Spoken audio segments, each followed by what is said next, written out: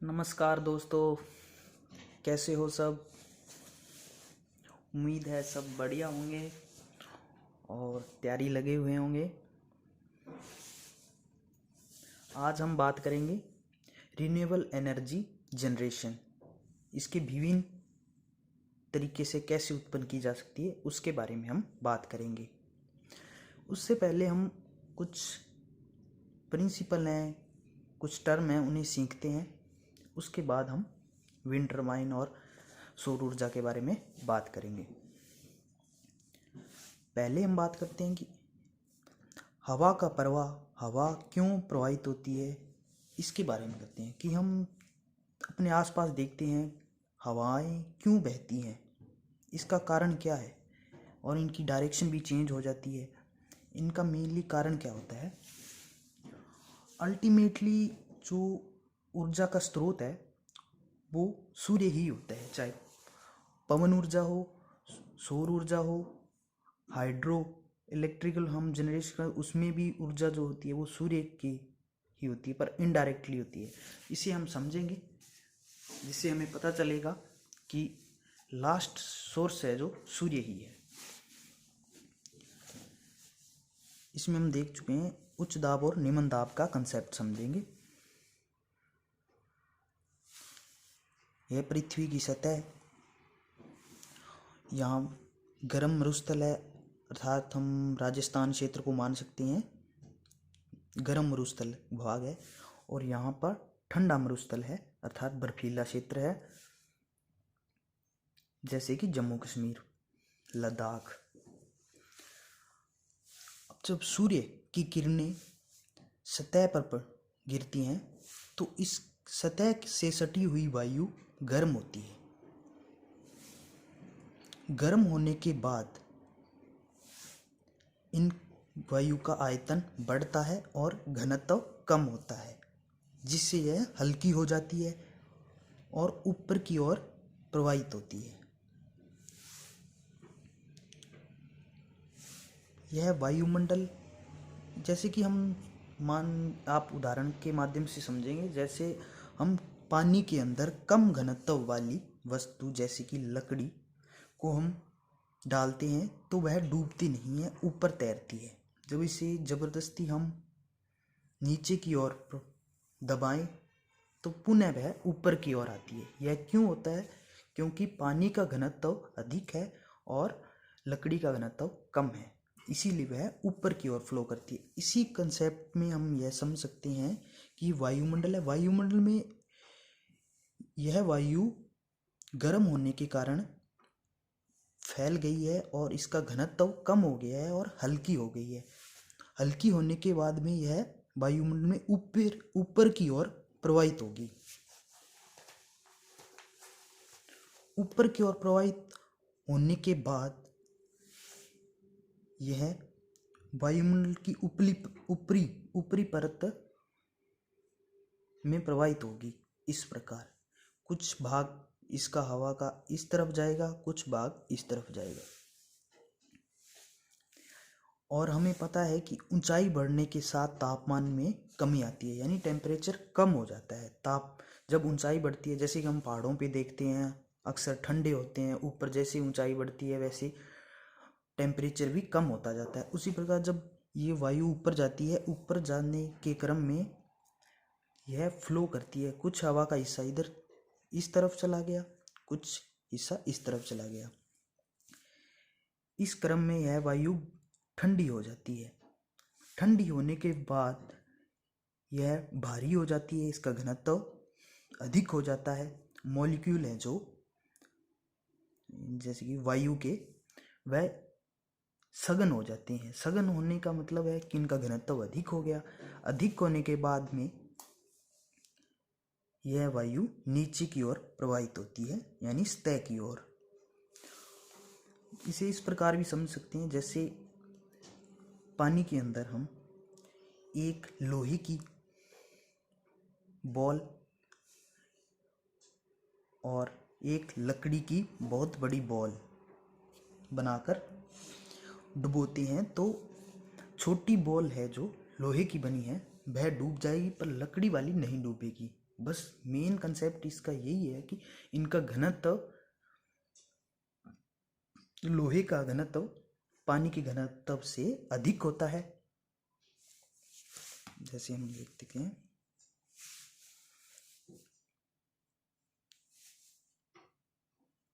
ये बॉल लोहे की है और ये बॉल हमने बना दी लकड़ी की। अब इसका आयतन तो अधिक है, इसका आयतन कम है, पर लेकिन इसका घनत्व अधिक है लोहे वाली बॉल का, तो यह पानी में डूब जाएगी। और यह लकड़ी की बॉल है जो यह नहीं डूबेगी घनत्व कम होने के कारण।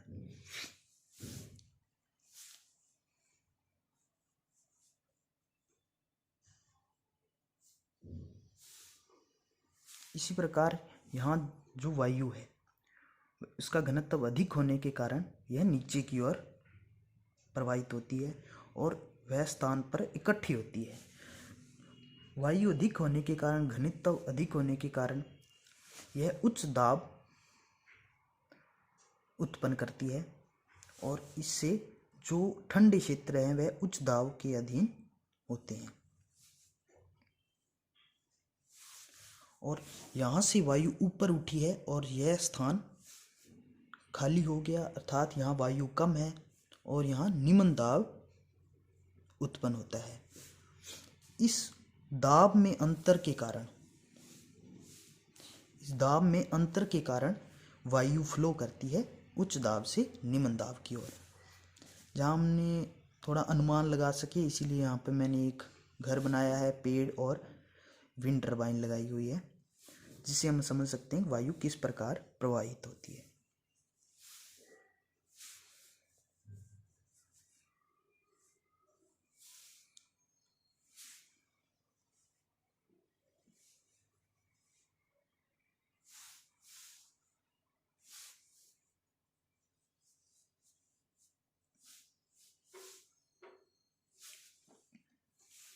जब तापमान बढ़ता है सूर्य के कारण सतह का और वायु गर्म होती है, टेम्परेचर बढ़ने से किसी भी गैस का वॉल्यूम बढ़ता है और घनत्व घटता है और प्रेशर भी कम हो जाता है, यानी दाब कम हो जाता है। कोई भी वस्तु है, जैसे ये उच्च दाब पर कह सकते हैं, ऊंचाई पर कह सकते हैं, और यह निम्न पर है। जब धारा उच्च दाब से निम्न दाब की ओर बहती है, इसी प्रकार हम इलेक्ट्रिसिटी में बात करें तो इलेक्ट्रिसिटी उच्च पोटेंशियल से निम्न पोटेंशियल की ओर प्रवाहित होती है। इसी प्रकार पानी है जो उच्च ऊंचाई से नीची जगह की ओर प्रवाहित होता है।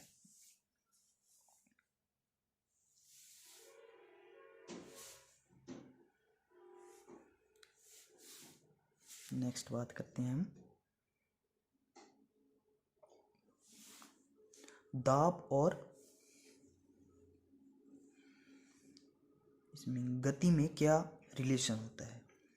जब किसी भी पार्टिकल या द्रव की गति को बढ़ाया जाता है तो उसका दाब कम हो जाता है, और जब गति को कम किया जाता है, अर्थात गति को कम किया जाता है, तो दाब अधिक हो जाता है। हम एक एग्जाम्पल के माध्यम से समझेंगे। जैसे पानी की पाइप को आगे से व्यास कम कर देने पर पाइप में दबाव अधिक व गति कम हो जाती है। जैसे हम पानी की पाइप में देखते हैं, जिस प्रकार हम आगे से उसे बंद कर देते हैं तो प्रेशर क्रिएट होता है तथा पाइप से बाहर निकलने वाले पानी का दाब कम होने से इसकी गति बढ़ जाती है। अर्थात हम पानी को जब छोड़ते हैं तो वह अधिक प्रेशर के साथ आगे की ओर प्रवाहित होता है। जैसे ये पाइप है, इसका व्यास हमने यहाँ अधिक रखा हुआ है, आगे कम रखा हुआ है। पानी का फ्लो यहाँ पे सामान्य है और दाब भी सामान्य है। जब यह यहाँ से चलता है, इस पॉइंट पर पहुँचने के बाद यहाँ दाब अधिक हो जाता है पानी का और गति कम हो जाती है। ये कम व्यास से जब बाहर निकलता है तो वायुमंडलीय दाब कम होता है इसके कंपैरिजन में ये दाब कम होता है और गति उच्च प्राप्त होती है और इसीलिए पानी प्रेशर के साथ बाहर निकलता है। अब हम आगे बात करेंगे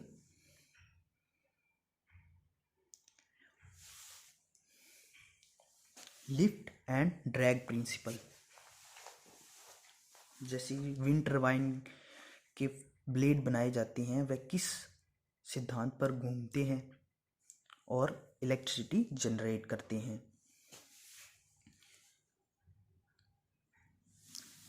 ये ब्लेड की संरचना है।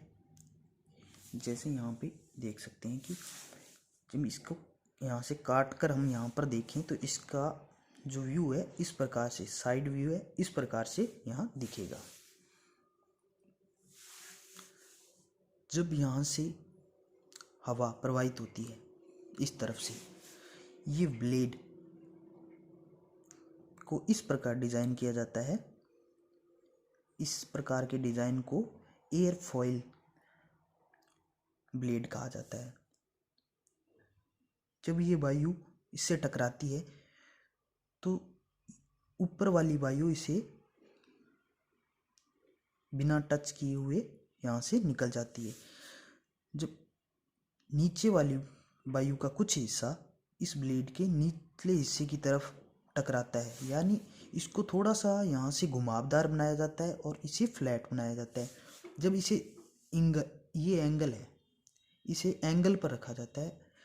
इस एंगल पर इस एंगल को कहते हैं एंगल ऑफ अटैक। जब वायु इस पर अटैक करती है इस स्थान पर नीचे की तरफ, तो यह एक फोर्स डेवलप करती है जिसे यह ऊपर की ओर लिफ्ट करता है। या इसे दूसरे तरीके से भी समझ सकते हैं हम उच्च दाब और निम्न दाब के कंसेप्ट से, जब हम पीछे पढ़ चुके हैं। हमने पहले बात की थी कि अगर हम किसी वायु का वेग कम कर दें तो वह उच्च दाब पर होती है। यदि हम उच्च दाब में परिवर्तन होता है और उच्च हो जाता है। यदि हम वायु के वेग को अधिक कर दें तो निम्न दाब होता है। इसी प्रकार जब वायु इसे पर अटैक करती है या टकराती है तो यहाँ वायु अधिक जमा हो जाती है, जिससे उच्च दाब निर्मित होता है और वेग कम हो जाता है। ये वेग में हुई कमी ही उच्च दाब का कारण होती है, जिससे यह ऊपर की ओर फोर्स डेवलप करता है, जिसे हम लिफ्ट कहते हैं। लिफ्ट का मतलब यह लिफ्ट है, ये ग्रेविटी के अपोजिट कार्य करती है। इसे एक अन्य उदाहरण के अनुसार भी हम समझ सकते हैं। एक उदाहरण के माध्यम से समझेंगे। जैसे हम 1 मिनट, एक कार से हम जा रहे हैं।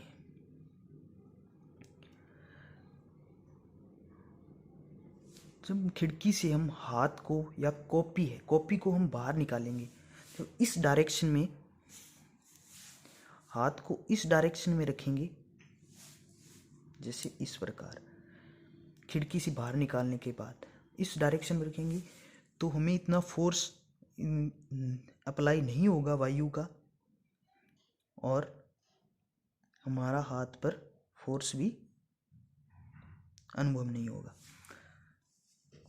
जब हम हाथ को इस प्रकार से करते हैं तो हमें वायु इससे टकराती है, वायु के कण इससे टकराते हैं हाथ से और यह इस तरफ मूव करता है। हाथ पर एक बल कार्य करने लगता है जो इस डायरेक्शन में होता है। यही कंसेप्ट यहाँ अप्लाई कर सकते हैं। जब वायु यहाँ से आती है और यहाँ पर इकट्ठी हो जाती है, इकट्ठी होने के बाद में यह वायु का वेग कम हो जाता है और दाब उच्च हो जाता है। ये दाब उच्च हो जाता है और यहाँ गति बढ़ जाती है और दबाव कम हो जाता है।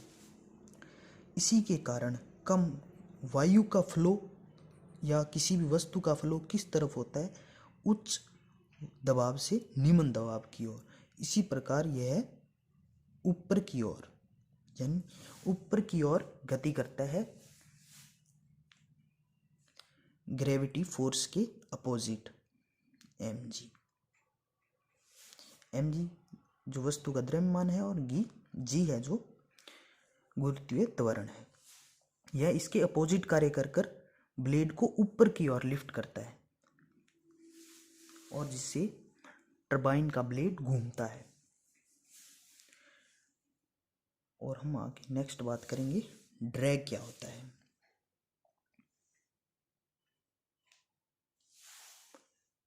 ड्रैग इस डायरेक्शन में लगता है, अर्थात वायु के मार्ग में जो अवरोध वायु के मार्ग में अवरोध उत्पन्न होता है ब्लेड के कारण, वही ड्रैग फोर्स कहलाता है। यह फोर्स आया है यानी दबाव में अंतर आने के कारण लगता है। फोर्स की डायरेक्शन उच्च दाब से निम्न दाब की ओर होती है, like a higher peak to lower peak water flow. जैसे पानी उच्च स्थान से निम्न स्थान की ओर बहता है, उसी प्रकार यह ब्लेड उच्च दाब से निम्न दाब यानी अर्थात इस तरफ फ्लो करता है, जिससे ब्लेड घूमने लगता है। ड्रैग फोर्स वह फोर्स है जो वायु के मार्ग में अवरोध उत्पन्न करने के कारण उत्पन्न होता है। अर्थात जी ये वायु है, ये वायु के कण आ रहे हैं। यदि हम इनके बीच में अवरोध उत्पन्न करें तो यह वायु के कण इस वस्तु पर फोर्स लगाएंगे, जिससे यह इस डायरेक्शन में जाएगा और इसी को हम ड्रैग फोर्स कहते हैं। और लिफ्ट फोर्स ऊपर की तरफ लगता है 90 डिग्री और ड्रैग वायु की दिशा में ही लगता है। और इन दोनों का परिणामी बल होता है, जो परिणामी बल इनके बीच में लगता है। अर्थात परिणामी बल है इस प्रकार कार्य करता है, इन दोनों का रिजल्टेंट फोर्स है वो इस डायरेक्शन में कार्य करता है और ब्लेड घूमने लगती है, जिससे टरबाइन घूमती है और टरबाइन से जुड़ी शाफ्ट पर जनरेटर घूमता है, जनरेटर से इलेक्ट्रिसिटी उत्पन्न होती है।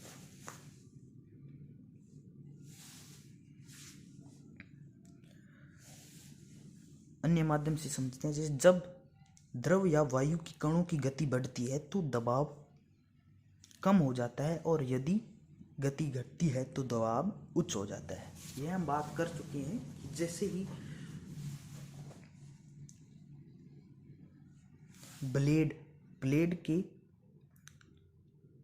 ब्लेड से जब वायु टकराती है और इसकी गति कम हो जाती है, यहाँ पर वायु अधिक एकत्रित होने के कारण उच्च दबाव उत्पन्न होता है, जिसे यह ऊपर की ओर यानी निम्न दाब की ओर इसे ब्लेड को धकेलता है, जिसे ही लिफ्ट फोर्स कहते हैं।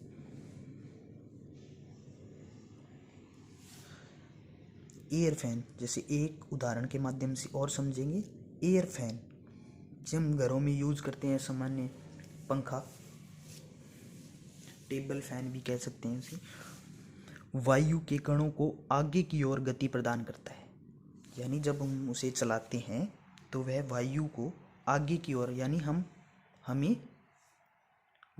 हवा की गति प्रदान करता है, जिससे हमें हमारे तक हवा पहुंच पाए, उसकी गति को बढ़ाता है, एक लीनियर डायरेक्शन में प्रदान करता है। तो पंखे के ब्लेडों के पास दबाव कम हो जाता है। अर्थात जब हम बात कर चुके हैं भी, किसी भी वायु के कण या द्रव के कणों में हम गति करवाते हैं उसकी, तो उसके दबाव में कमी होती है, उस क्षेत्र में दबाव में कमी होती है। देखते हैं। और पंखे के पीछे की हवा, जब पंखों के ब्लेडों के पास यानी ब्लेड है जहाँ वो जहाँ से घूमता है और वायु को हमारी ओर प्रवाहित कराता है उच्च वेग से, तो उन ब्लेडों के पास निम्न दाब उत्पन्न होता है और पंखे के पीछे की हवा, यानी हम पंखे के पीछे की साइड में जो हवा होती है, हवा के कण या हवा कह सकते हैं, कण कह सकते हैं, पंखे के ब्लेडों की ओर प्रवाहित होते हैं। यानी हम जब पंखा टेबल फैन चलाते हैं तो हवा जो एनर्जी इलेक्ट्रिसिटी है, यही बात है, जब हम इलेक्ट्रिसिटी देकर उस ब्लेड को घुमाकर हवा को आगे की ओर प्रवाहित कराते हैं और यह हवा पीछे की हवा है जो निम्न दाब उत्पन्न होने के कारण पीछे से उस ब्लेडों की ओर प्रवाहित होती है। जब हम आमतौर पर हम देखेंगे घरों में, जब पंखे के हम पीछे खड़े हों और उसके पास देखें तो जब हाथ या पन्नी या फिर हम कोई भी चीज़ देखें, हल्की चीज़ है, वो पंखा अपनी ओर खींचता है, क्योंकि जो वायुमंडल की हवा है उस पंखे की कम दाब होने के कारण वहाँ फ्लो होती है। इसी जैसे हम पीछे बात करते हैं, लिफ्ट फोर्स है, वो भी इसी प्रकार कार्य करता है। तो इसमें हवा चल रही होती है, ड्रैग यानी विंड एनर्जी उत्पन्न करते हैं। इसमें हवा जो चल रही है और पंखे को इस प्रकार डिजाइन किया गया है कि वह जो वायु की काइनेटिक एनर्जी है उसका उपयोग कर घूमता है और इलेक्ट्रिसिटी जनरेट करता है। ड्रैग फोर्स, वायु के मार्ग में ब्लेडों द्वारा अवरोध उत्पन्न करने पर जो ब्लेड पर फोर्स लगता है उसे ही ड्रैग फोर्स कहते हैं। हम पीछे बात कर चुके हैं, जो वायु के मार्ग में अवरोध उत्पन्न करता है वही फोर्स ड्रैग फोर्स कहलाता है। जिस प्रकार बंद पंखे को हवा में रखते हैं, अब हम देखते हैं कि कैसे काम करता है। जब हवा चल रही हो और बंद पंखा को हवा में रखते हैं तो वह उल्टा घूमने लगता है। इसे ही लिफ्ट एंड ड्रैग फोर्स कहते हैं। थोड़ा अच्छे से समझते हैं, देखते हैं इसके उदाहरण को।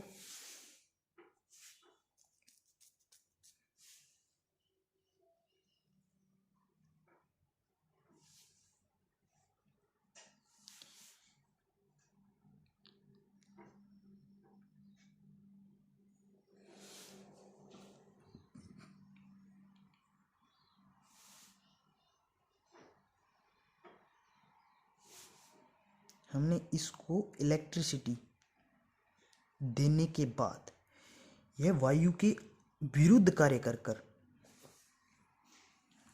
इलेक्ट्रिसिटी एनर्जी लेकर यह घूमता है और घूमने के बाद यह हवा को अपोजिट डायरेक्शन में फ्लो कराता है, जिससे हवा प्राप्त होती है। पर हमें जब इलेक्ट्रिसिटी उत्पन्न करनी हो तो हम इस ब्लेड को डिजाइन किस प्रकार करेंगे, जो इसके पीछे वाला हिस्सा है, इस प्रकार से। जैसे हम एक बात है, जैसे ये छोड़ो, हम इलेक्ट्रिसिटी हटा देते हैं, इलेक्ट्रिसिटी हटा दी हमने, ये हवा इस प्रकार फ्लो करवा रहा था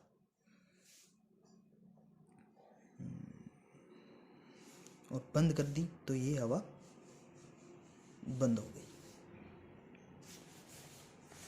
अब हमने जो विंड टर्बाइन है उसको इस प्रकार डिजाइन किया है। ये सामान्य पंखा था जो हवा इलेक्ट्रिसिटी देने पर इस प्रकार हवा प्रदान कर रहा था, तो हमने इस इलेक्ट्रिसिटी हटा दिया। अब यहाँ पर हमने एक टर्बाइन और जनरेटर जोड़ दिया है इसके साथ।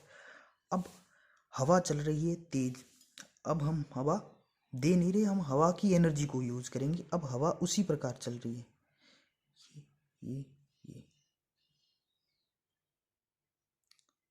जो पंखे के पीछे से दे रहे हैं, यानी डिजाइन इसका जो सामान्य हवा देने वाला है उसकी उल्टी साइड में इसका डिजाइन किया जाता है। अब ये पंखे की हवा आएगी पीछे से, तो ये पंखा घूमेगा। घूमने के बाद यह इस डायरेक्शन में हवा नहीं देगा।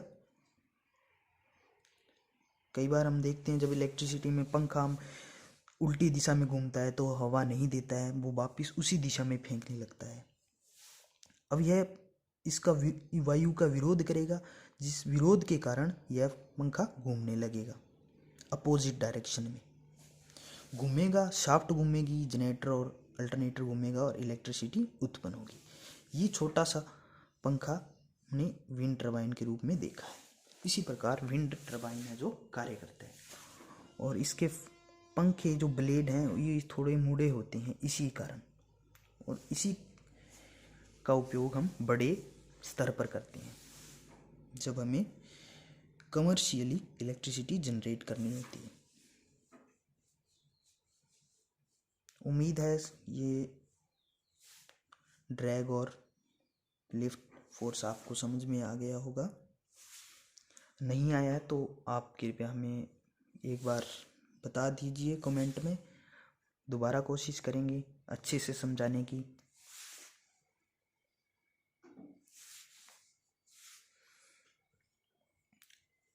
अब बात करते हैं हम विंड पावर कैसे कैसे जनरेट करते हैं। इसके लिए हम विंड टरबाइन का यूज़ करते हैं और इनके घूमने की दिशा के आधार पर इन्हें दो भागों में विभाजित कर पढ़ सकते हैं। वर्टिकल एक्सिस पर घूमकर जो इलेक्ट्रिसिटी जनरेट करती है वो वर्टिकल एक्सिस विंड टरबाइन है, और जो हॉरिजॉन्टली, पहले हम वर्टिकल को समझते हैं। वर्टिकल का मतलब होता है ये सतह है, ये सतह, सतह के 90 डिग्री एंगल पर वर्टिकली हम इसको इस प्रकार से, जैसे हमने पंखा लगा दिया और हवा, इसकी डायरेक्शन कोई भी हो, इससे डायरेक्शन से कोई फर्क नहीं पड़ता जो इस प्रकार की टरबाइन होती है।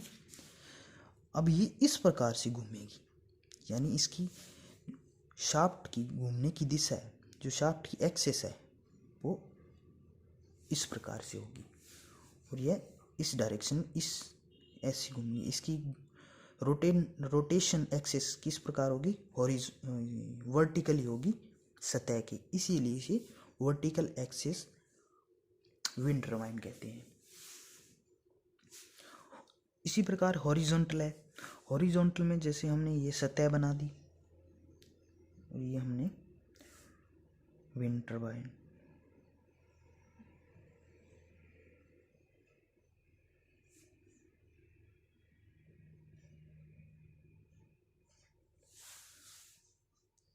अब इसकी रोटेशन ऑफ एक्सिस किस तरफ है, सतह के समानांतर है, अर्थात 0 डिग्री एंगल, यानी हॉरिजॉन्टल। जो सतह के समानांतर होती है उसे हॉरिजॉन्टल कह रहे हैं, हॉरिजॉन्टल होती है।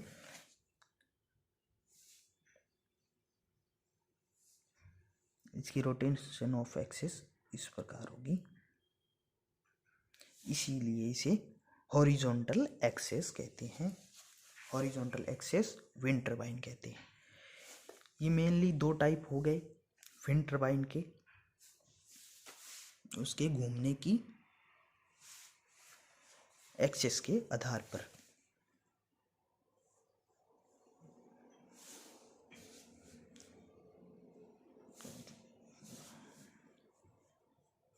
नेक्स्ट बात करते हैं हम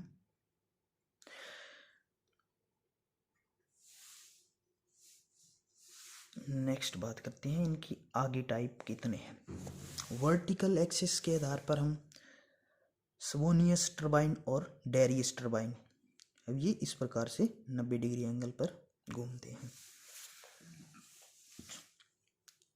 इनके लिए वायु की डायरेक्शन कोई भी हो, मायने नहीं रखती। इनके लिए एक स्पेसिफिक डायरेक्शन की आवश्यकता होती है हॉरिजॉन्टल के लिए, जो कि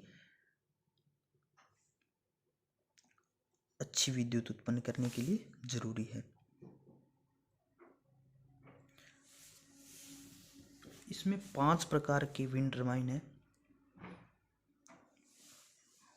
पहला है wound rotor induction generator, squirrel cage induction generator, जो कि फिक्स स्पीड यानी कांस्टेंट स्पीड पर कार्य करते हैं।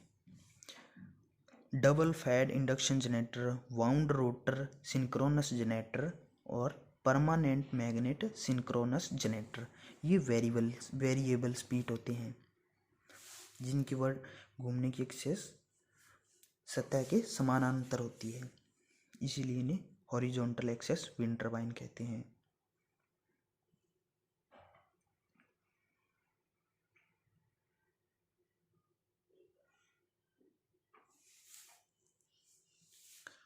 Vertical large wind power plant, vertical का हम आगे वर्गीकरण किया गया है, इसे हम 2 भागों में विभाजित कर पढ़ेंगे, जिससे हमें समझना आसान हो जाएगा।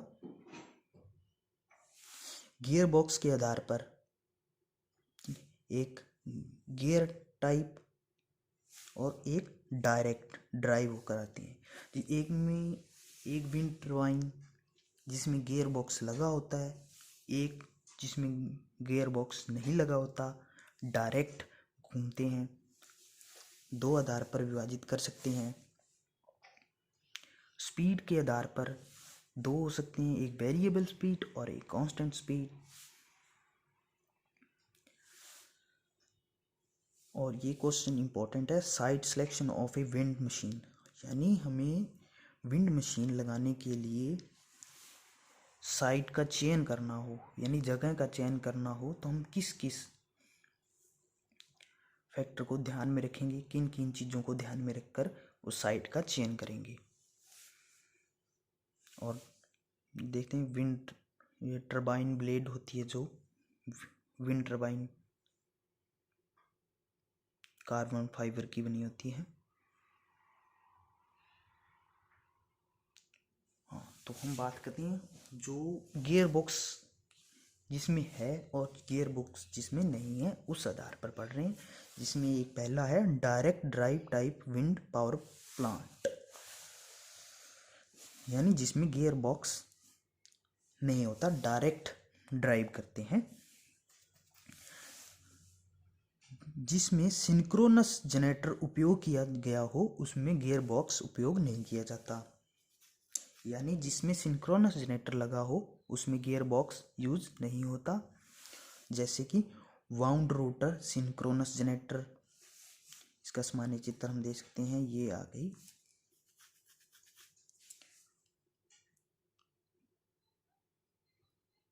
विंड ब्लेड आ गई और ये शाफ्ट आ गई और ये विंड टर्बाइन आ गई। विंड टर्बाइन के साथ जुड़ा हुआ जनरेटर आ गया, ये अल्टरनेटर, और इसे एक्साइटर से जोड़ा गया है जिसमें डीसी सप्लाई आवश्यक है, और बैक टू बैक कन्वर्टर होता है, और एक ट्रांसफार्मर होता है, और ग्रिड से जोड़ा गया होता है। परमानेंट मैग्नेट सिंक्रोनस जनरेटर, इसमें भी गियर बॉक्स नहीं होता। सेम ब्लेड, इसमें परमानेंट मैग्नेट सिंक्रोनस जनरेटर जुड़ा हुआ है, और back to back converter, transformer और ग्रिड। लगभग सभी जो विंड टर्बाइन है उनकी स्ट्रक्चर या डायग्राम सेम है, बस गियर बॉक्स और इनकी गति वेरिएबल है या कांस्टेंट है, इनमें ही थोड़ा डिफरेंस है। इसी आधार पर हम इसे वर्गीकृत कर पढ़ रहे हैं। जिसमें 2 आ गए जिसमें गियर बॉक्स नहीं होता। अब इसके अतिरिक्त जो 3 बचे हुए हैं उनमें गियर बॉक्स होता है, जैसे squirrel cage induction generator, wound rotor induction generator, double fed induction generator जो इंडक्शन वाले हैं उनमें गियर बॉक्स होता है। अब स्पीड के आधार पर constant speed wind power plant और इसमें कौन से हैं जिनकी स्पीड कांस्टेंट रहती है। Squirrel cage induction generator, wound rotor induction generator. Constant speed gear box होता है, इसमें भी होता है। इंडक्शन है। जो इंडक्शन जनरेटर होती हैं उनमें उनकी स्पीड कांस्टेंट होती है, बस डबल फेड इंडक्शन को छोड़कर। और variable speed wind power plant कौन से हैं? Double fed induction generator gear box होता है। Wound rotor synchronous generator, synchronous आ गया इसमें तो गियर बॉक्स नहीं होगा। Permanent magnet synchronous generator, synchronous आ गया तो गियर बॉक्स नहीं होगा। और ये तीनों वेरिएबल स्पीड हैं।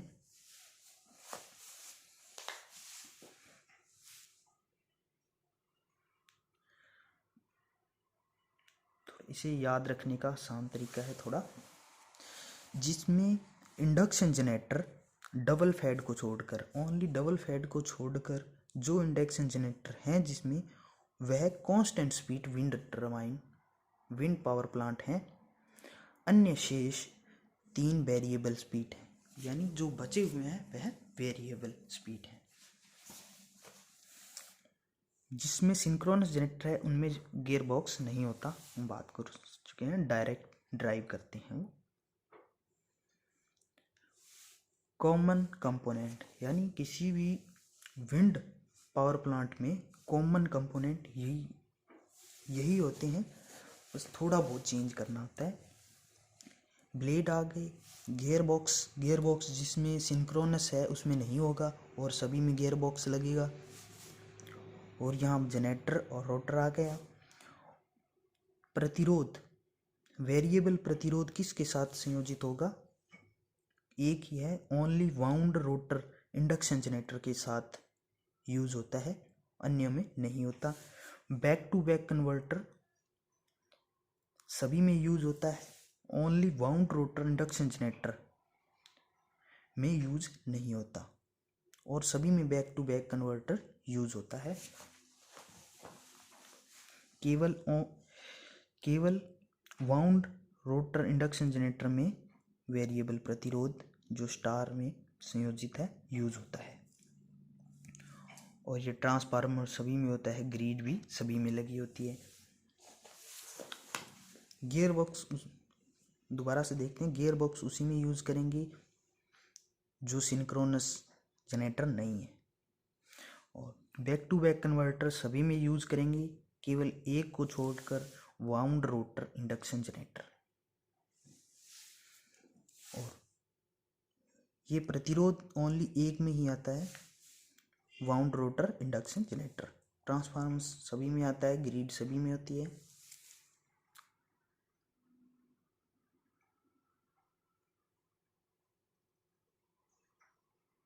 हाँ, ये क्वेश्चन देखते हैं, ये इंपॉर्टेंट है। Constant speed and wind variable speed में कंपैरिजन करेंगे, एडवांटेज और डिसएडवांटेज।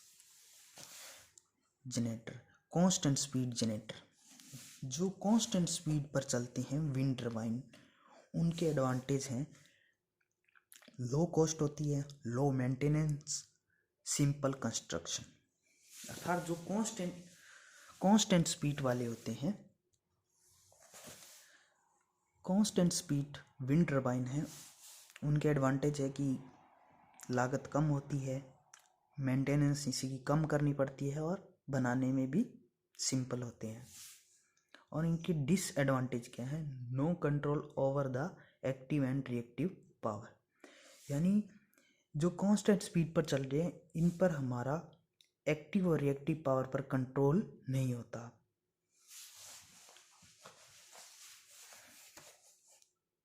लेस एफिशिएंसी, यानी यह एफिशिएंसी कम होती है, यानी जिसकी कॉस्ट लो होती है उनकी एफिशिएंसी हमेशा लो होती है।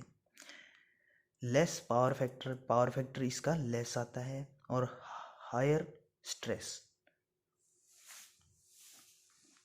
अधिक तनाव होता है। नेक्स्ट बात करेंगे हम variable speed generator wind turbine. इसके एडवांटेज हैं control active and reactive power, हम एक्टिव और रिएक्टिव पावर को कंट्रोल कर सकते हैं। और हायर एफिशिएंसी, हायर एफिशिएंसी है तो हायर कॉस्ट भी होगी, मेंटेनेंस हाई।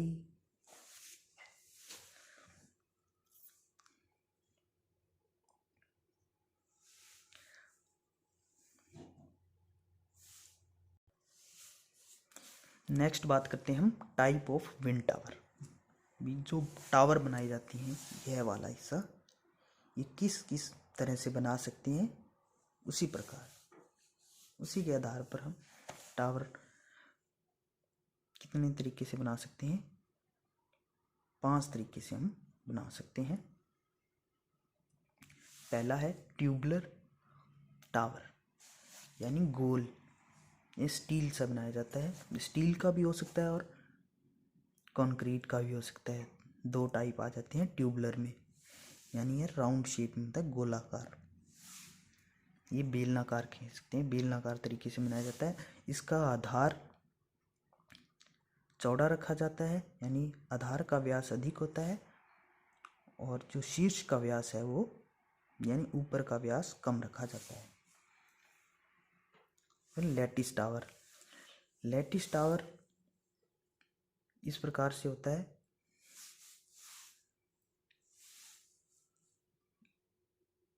जिसमें अलग से लोहे की पत्तियों को ये इसलिए होता है कि इसको सपोर्ट देने के लिए, जो ये मेन लेग्स हैं इसके, इसको सपोर्ट करने के लिए ये पत्तियां बीच में लगाई जाती हैं और इसे लैटिस टावर कहते हैं।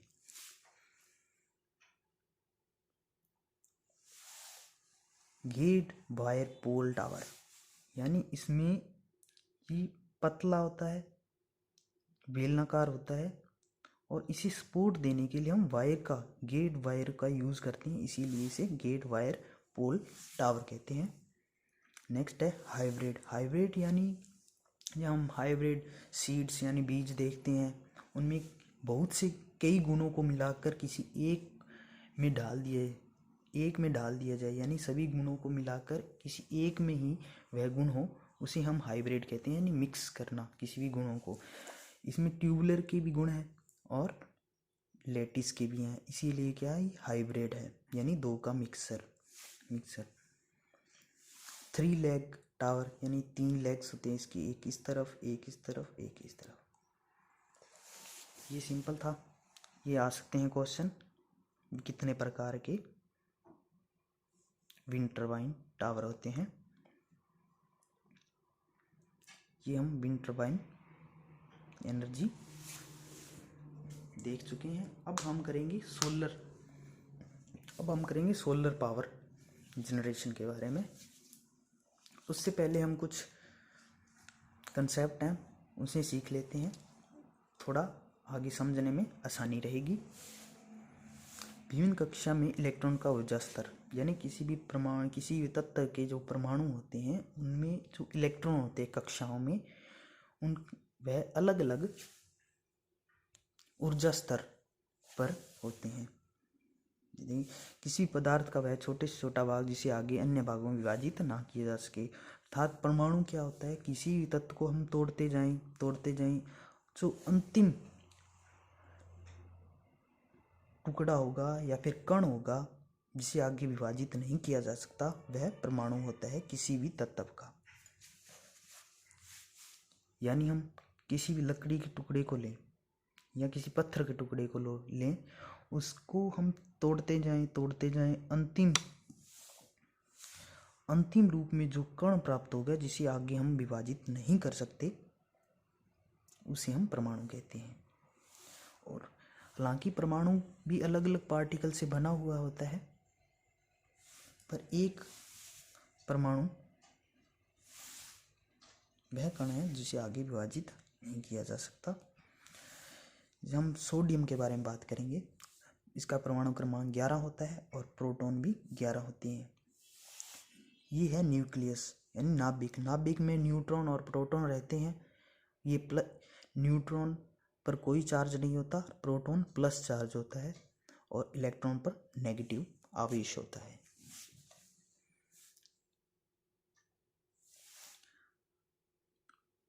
ग्यारह प्रोटॉन हैं और इलेक्ट्रॉन भी 11 हैं।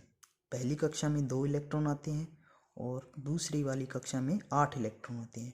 8 और 2 10, एक बचा हुआ इलेक्ट्रॉन नेक्स्ट कक्षा में जाएगा।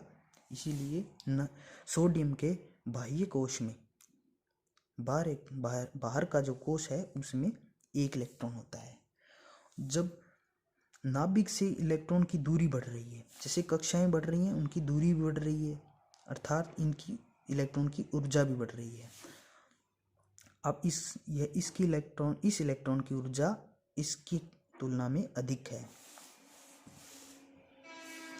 यानी इसकी एनर्जी अधिक है, इसकी कम है और इसकी इससे भी कम है। सबसे ज़्यादा एनर्जी इस इलेक्ट्रॉन की है, फिर इसकी है और इसकी है। नाभिक से दूरी बढ़ती जाएगी तो ऊर्जा स्तर भी बढ़ता जाएगा।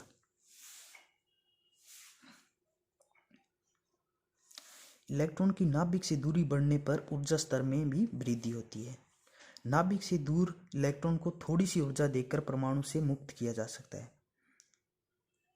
जैसे हम सोडियम जो कॉपर होता है और सिल्वर होता है, इनके बाह्य कोश में इलेक्ट्रॉन की संख्या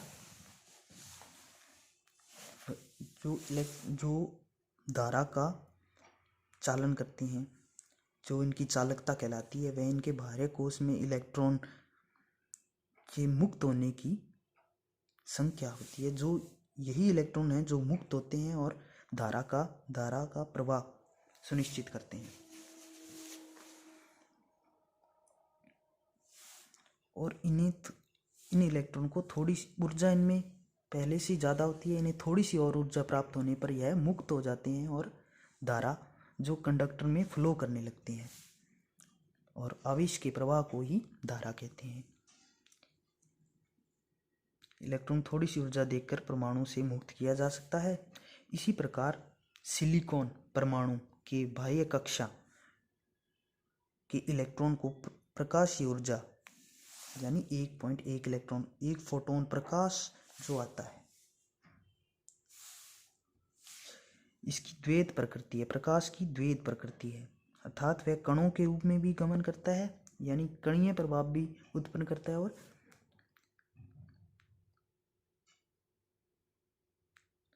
तरंग प्रभाव भी उत्पन्न करता है।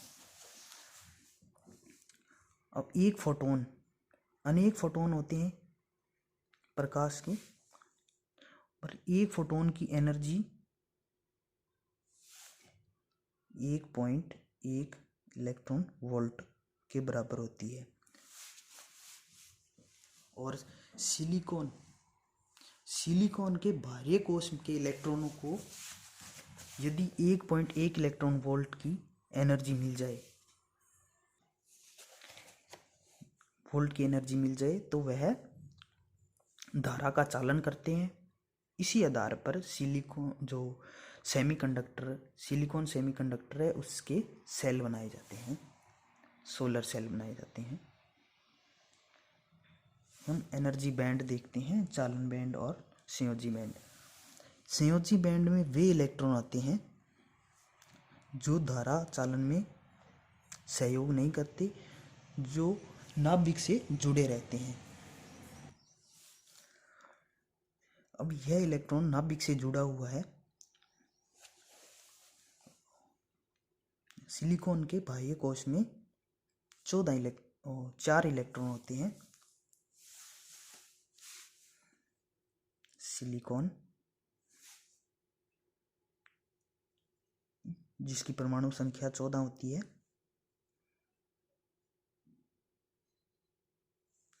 2 इलेक्ट्रॉन यहाँ पहली कक्षा में और 8 इलेक्ट्रॉन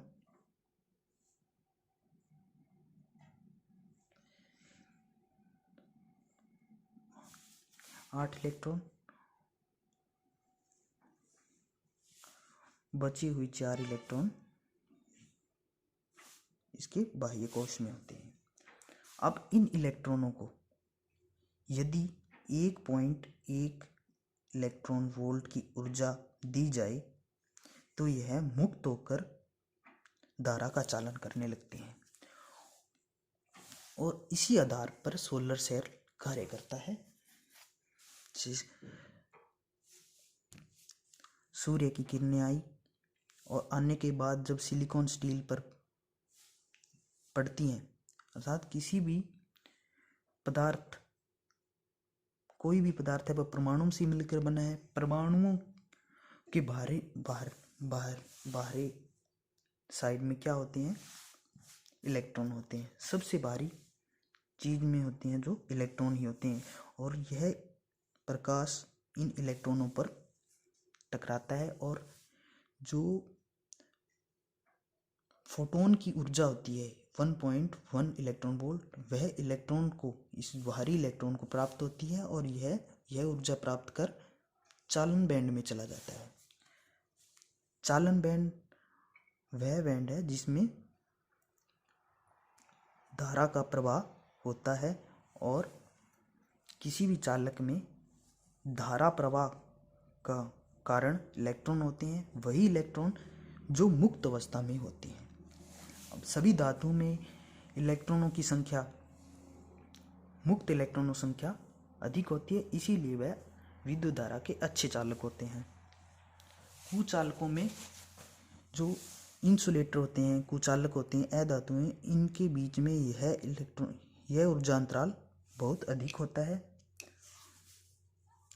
यह ऊर्जा अंतराल अधिक होने के कारण वह चालन बैंड में नहीं आ पाते और धारा का चालन नहीं कर पाते।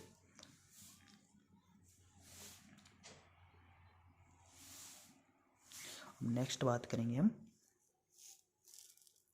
Solar cell. अब हम सोलर सेल को समझेंगे। यह सौर ऊर्जा को विद्युत ऊर्जा में रूपांतरित करता है, यानी हम जो सौर ऊर्जा प्राप्त हुई उससे वह विद्युत ऊर्जा में रूपांतरित करता है डायरेक्ट। यह ऊर्जा को स्टोर नहीं कर सकता जिस प्रकार प्राइमरी सेल कर सकता है। यह सेल ऊर्जा को संग्रहित यानी स्टोर नहीं कर सकता, जैसे कि प्राइमरी सेल होती हैं, मरकरी सेल जो हम घड़ियों में सेल वगैरह डालते हैं, उस प्रकार से यह एनर्जी स्टोर नहीं कर सकता। ये आगे डिलीवर करता है जिससे धारा प्रवाहित होती है और इलेक्ट्रिसिटी जनरेट होती है। यह फोटोवोल्टेइक इफेक्ट पर कार्य करता है। फोटोवोल्टेइक इफेक्ट वही है जो मैंने पीछे बात की है, जो ऊर्जा प्राप्त करना 1.1 इलेक्ट्रॉन वोल्ट, फोटोन की ऊर्जा इलेक्ट्रॉन को जो प्राप्त होती है उसी फोटोवोल्टेइक इफेक्ट कहते हैं। फोटो मीन्स फोटोन यानी प्रकाश के कारण जो वोल्टेज उत्पन्न हुई है उसी को फोटोवोल्टेइक इफेक्ट कहते हैं। डीसी वोल्टेज उत्पन्न करना, डीसी वोल्टेज उत्पन्न करता है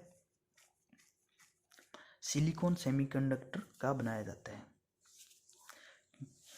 क्योंकि सिलिकॉन सेमीकंडक्टर में ऊर्जा अंतराल 1.1 इलेक्ट्रॉन वोल्ट का होता है और जो जर्मेनियम है उसका यूज इसलिए नहीं करते क्योंकि उसके ऊर्जा अंतराल है, पीछे बात करते हैं हम, यह ऊर्जा अंतराल यह कम होता है। थोड़ी सी एनर्जी देने के बाद में ये इलेक्ट्रॉन हैं जो भारी कोश के जर्मेनियम के, वह चालन बैंड में चले जाते हैं और वह एक चालक के रूप में कार्य करता है, जिससे हम अर्धचालक डिवाइस नहीं बना सकते।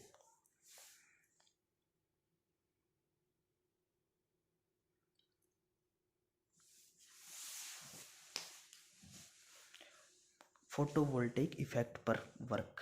अब सोलर सेल वर्क किस प्रकार करता है उसकी कंस्ट्रक्शन देख लेते हैं।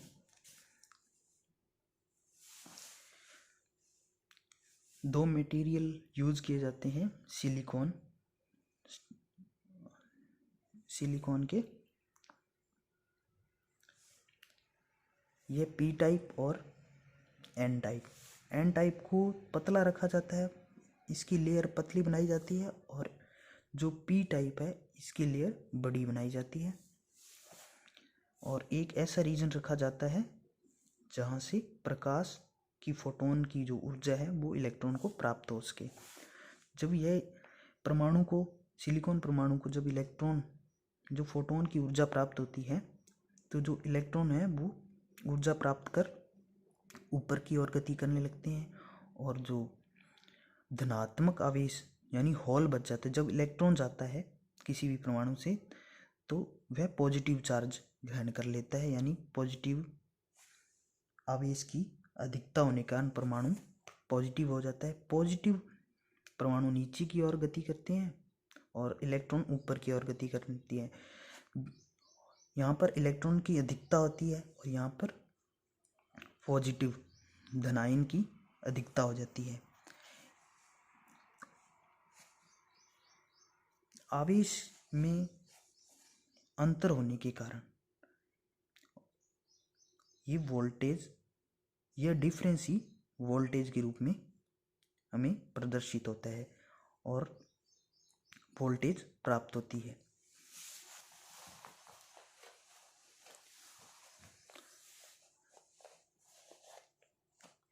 यहाँ पर नेगेटिव चार्ज हो गया और यहाँ पर पॉजिटिव चार्ज हो गया। इनमें जो अंतर उत्पन्न हुआ है वही इलेक्ट्रिसिटी जनरेशन के लिए उत्तरदायी है। इसमें ARC नीचे की तरफ बॉटम पर लगा हुआ होता है, एंटी रिफ्लेक्शन कोटिंग कहते हैं, अर्थात जिसे हम मिरर जो सामान्य मिरर होता है जो हम यूज करते हैं, उसके पीछे की तरफ वाइट जो कलर किया जाता है वह इसीलिए किया जाता है, यदि वह ना हो तो शीशे से आर पार जो किरण है वो प्रवाहित हो जाएगी। इसे कोटिंग की जाती है जिससे कि प्रकाश प्रवाहित ना हो, इसे कांच को पार ना कर सके, वापिस रिफ्लेक्ट हो। इसी प्रकार यहाँ पर कोटिंग की जाती है जिससे कि ये प्रकाश जो इसे सेल को प्राप्त हुआ है यह पूर्ण इसका उपयोग कर सके, अर्थात यह इस प्रकाश को रिफ्लेक्ट कर देता है डिफ्लेशन लेयर की ओर। ये डिफ्लेशन लेयर है, इसकी ओर ये प्रकाश को परावर्तित कर देता है जिससे इसकी एफिशिएंसी बढ़ती है। पी टाइप मटेरियल है, उसकी थिकनेस है वो 0.3 माइक्रोमीटर रखी जाती है, और जो पी टाइप है उसकी 300 माइक्रोमीटर रखी जाती है। ये कॉपर बस बार है जुड़ी होती हैं जो इलेक्ट्रॉन कलेक्ट करने के लिए उपयोग की जाती है। अब ये इलेक्ट्रॉन, यहाँ पर इलेक्ट्रॉन की अधिकता होगी, ये इलेक्ट्रॉन पॉजिटिव की ओर आकर्षित होते हैं, तो यह इस तार के माध्यम से पोटेंशियल डिफरेंस होने के कारण यह पॉजिटिव तरफ आने लगेंगे, और इलेक्ट्रॉनों का प्रवाह ही विद्युत धारा होती है और इसी आधार पर यह विद्युत जनरेट करता है। अब हम देख लेते हैं पी टाइप और एन टाइप किस प्रकार बनते हैं। पी टाइप किस प्रकार बनते हैं, जब सिलिकॉन अर्धचालक में बेरियम, गैलियम, इंडियम यानी त्रिसंयोजी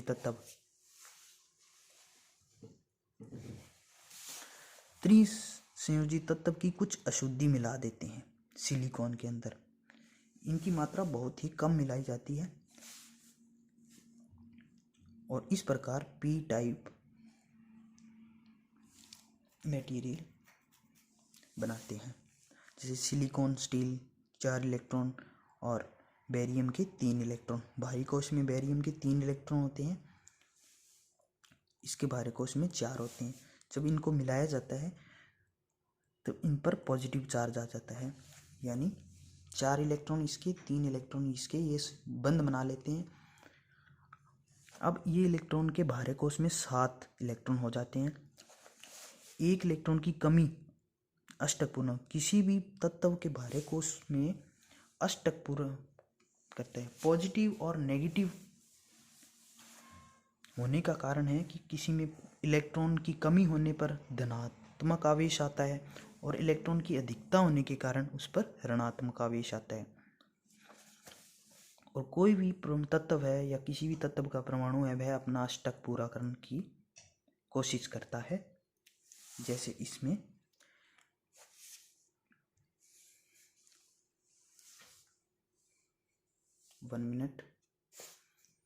यानी किसी भी तत्व का परमाणु है वो अपने बाह्य कोश में 8 इलेक्ट्रॉन पूरे करने, यानी अष्टक का नियम है, इसे अष्टक का नियम कहते हैं कि कोई भी परमाणु है वह अपने बाह्य कोश में 8 इलेक्ट्रॉन पूरे करने की कोशिश करता है।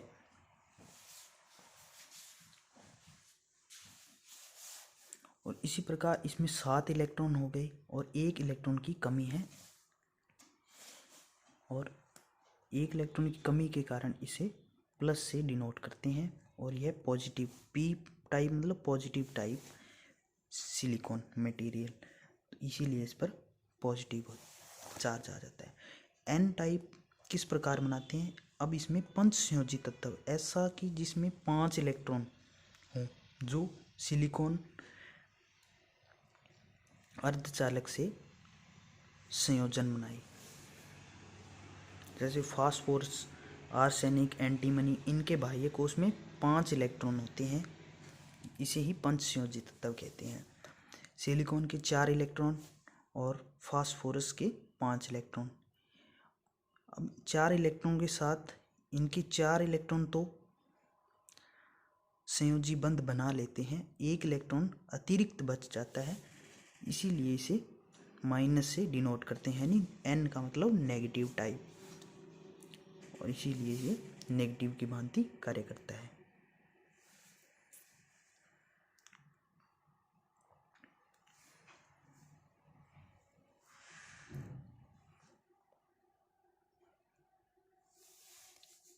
अब हम सोलर सेल के बारे में जो बात कर चुके हैं, अब हम देखेंगे कि पावर जनरेशन किस प्रकार की जाती है। सोलर सेल से सोलर पैनल बनाए जाते हैं, सोलर पैनल को जोड़कर सोलर मॉड्यूल बनाए जाते हैं। इस प्रकार की प्लेटें जो आमतौर पर जो पावर जनरेशन करती हैं सोलर पावर से, उसमें यूज किए जाते हैं। सोलर मॉड्यूल सामान्य स्ट्रक्चर है कि सन से लाइट आई और सोलर मॉड्यूल पर टकराई, डीसी उत्पन्न हुई और MPPT यानी maximum power point tracking device होती है। यह इसका कार्य होता है कि इस सोलर सिस्टम को एडजस्ट करना जिससे अधिकतम एनर्जी प्रोड्यूस की जा सके, एक ऐसे पॉइंट पर सेट करना जिससे अधिकतम हम एनर्जी उत्पन्न कर सकें।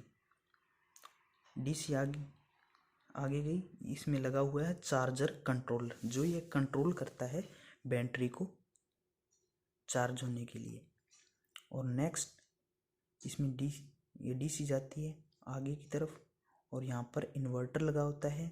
इन्वर्टर का कार्य होता है डीसी को एसी में बदलना, और यहाँ एसी आगे एसी लोड लगा हुआ है जिससे सप्लाई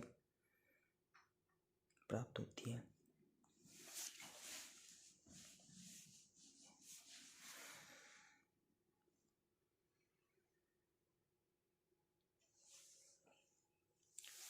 सौर ऊर्जा को डायरेक्ट इलेक्ट्रिकल एनर्जी कन्वर्जन, मूल रूप से सौर ऊर्जा से जो प्राप्त ऊर्जा होती है वह डीसी प्रकार की ही होती है। यदि हमें एसी चाहिए तो उसके लिए हम इन्वर्टर लगाते हैं, हमारे घरों में जो एसी लोड होता है उनमें यूज़ करने के लिए हम इन्वर्टर का यूज़ करते हैं, और बैटरी चार्ज के लिए हमेशा डीसी की आवश्यकता होती है।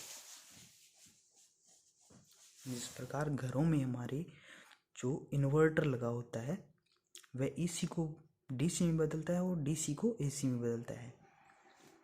घरों में आने वाली जो लाइट है वो है एसी होती है। एसी इन्वर्टर है, एसी है जो एसी लाइट है उसे इन्वर्टर क्या करता है, डीसी में कन्वर्ट करता है और बैटरी चार्ज होती है।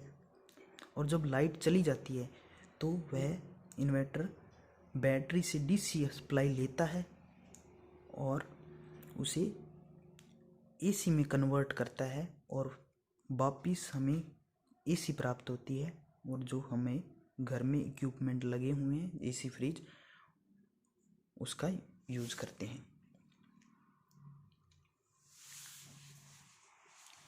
नेक्स्ट बात करेंगे हम सौर ऊर्जा को डायरेक्ट इलेक्ट्रिकल एनर्जी में कन्वर्जन करना, जिसमें डायरेक्ट हम सौर ऊर्जा को इलेक्ट्रिसिटी में कन्वर्ट करते हैं। ये सोलर मॉड्यूल लगा हुआ है, स्टैंड और सिविल फाउंडेशन जो इसको मैकेनिकल सपोर्ट देता है, एक माउंटेन। और ये जो मॉड्यूल जिस पर लगाया जाता है, जिस ढांचे पर लगाया जाता है उसे माउंटेन स्ट्रक्चर कहते हैं, जो इसे यांत्रिक सपोर्ट प्रदान करता है। मॉड्यूल से हमें डीसी प्राप्त हुई है, प्राप्त होने के बाद हम एमपीपीटी लगाते हैं जो मैक्सिमम पावर हमें दे। फिर यहाँ चार्जर कंट्रोलर लगा हुआ है बैटरी चार्ज करने के लिए। और सॉरी हम बताना भूल गए थे कि यह क्या of grid rooftop solar power plant है। यानी ऑफ ग्रिड का मतलब जिसमें ग्रिड को हम सप्लाई नहीं दे रहे हैं, हम घर में यूज़ लेने के लिए है या खेतों में या अपनी फैक्ट्री है, खुद का जो इलेक्ट्रिसिटी जनरेट हुई है वह हम खुद ही यूज़ कर रहे हैं, जिसमें ग्रिड को हम सप्लाई नहीं देते हैं, उसे of grid rooftop solar power plant कहते हैं। एमपीपीटी लगा हुआ है, फिर चार्जर कंट्रोलर आ गया जो बैटरी को चार्ज करता है। और बैटरी इसलिए लगाई जाती है कि जब दिन में तो हम इससे एनर्जी प्राप्त कर सकते हैं, लेकिन जब रात को हमें इलेक्ट्रिसिटी की ज़रूरत होती है तो हम बैटरी से वह ऊर्जा प्राप्त करते हैं।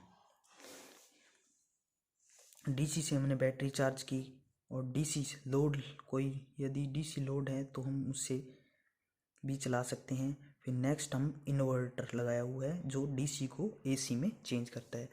जो एसी को डीसी में चेंज करता है उसे हम कन्वर्टर कहते हैं। जो डीसी को एसी में बदलता है उसे इन्वर्टर कहते हैं। इन्वर्टर डीसी को एसी में बदलता है जो कि हमारे एसी लोड के लिए यूज़ लेते हैं और इसमें ग्रिड नहीं होती। नेक्स्ट बात करेंगे ऑन ग्रिड रूप में।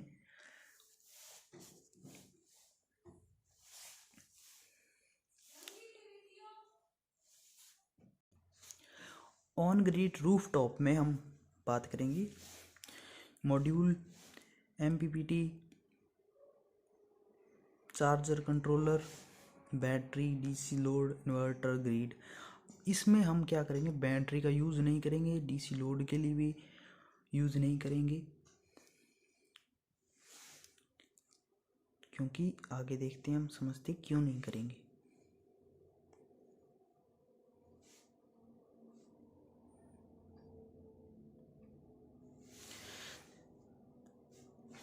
सोलर मॉड्यूल से हमें डीसी प्राप्त हुई, एमपीपीटी से मैक्सिमम पावर जनरेट कर सके, और फिर डीसी से हम inverter AC to DC direct हम यहाँ से हमने डीसी को एसी में चेंज कर दिया।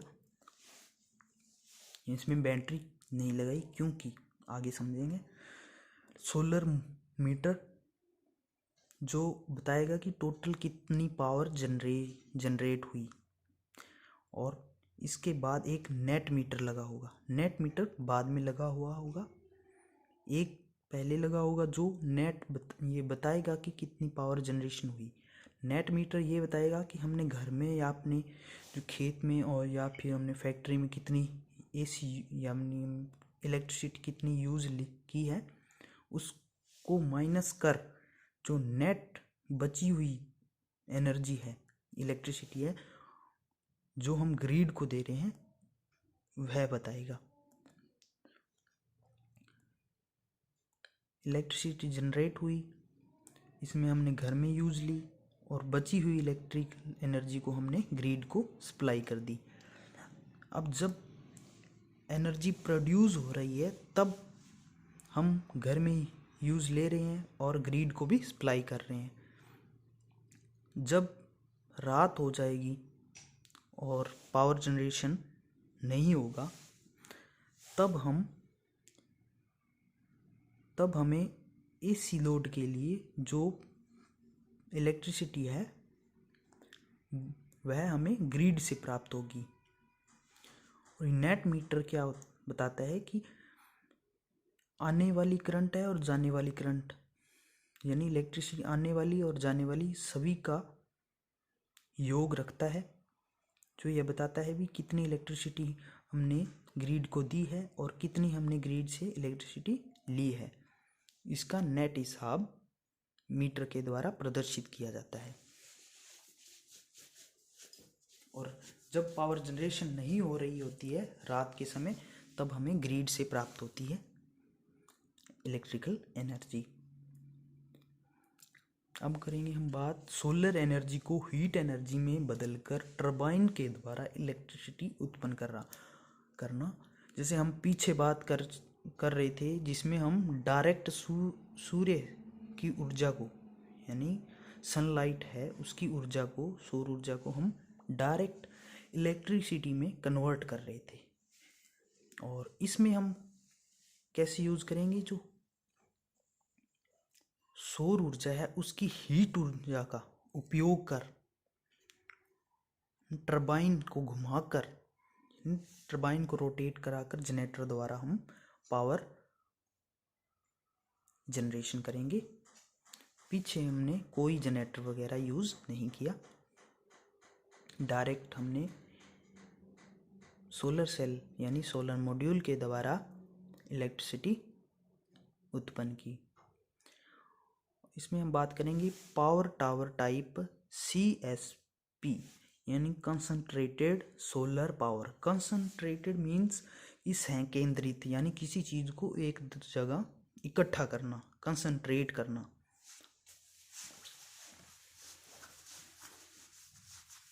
अभी में देखेंगे हम,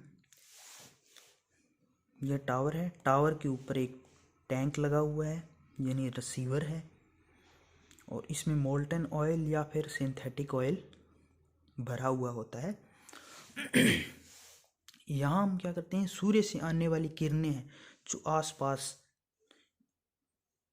गिरती हैं, किरणें जो इस पर मोल्टन ऑयल यानी इस रिसीवर पर नहीं पहुँचती, उन्हें इस तक पहुँचाने के लिए हम हेलियोस्टेट मिरर का यूज़ करते हैं, जो कि आसपास बिखरी हुई किरणें हैं जो अलग डायरेक्शन में जा रही हैं, उन्हें रिफ्लेक्ट करता है किसकी ओर, रिसीवर की ओर। अब जब हम सारी एनर्जी को एक जगह एकत्रित कर इस ऑयल को हम गर्म करते हैं, जब यह फुल गर्म होता है तो इसे एक पाइप के माध्यम से फ्लो करवाया जाता है और बॉयलर तक पहुंचाया जाता है। इसमें ऑयल को और गर्म कर स्टीम में कन्वर्ट किया जाता है और स्टीम को टरबाइन को प्रदान किया जाता है। टरबाइन इस स्टीम एनर्जी को मैकेनिकल एनर्जी में कन्वर्ट करती है। मैकेनिकल एनर्जी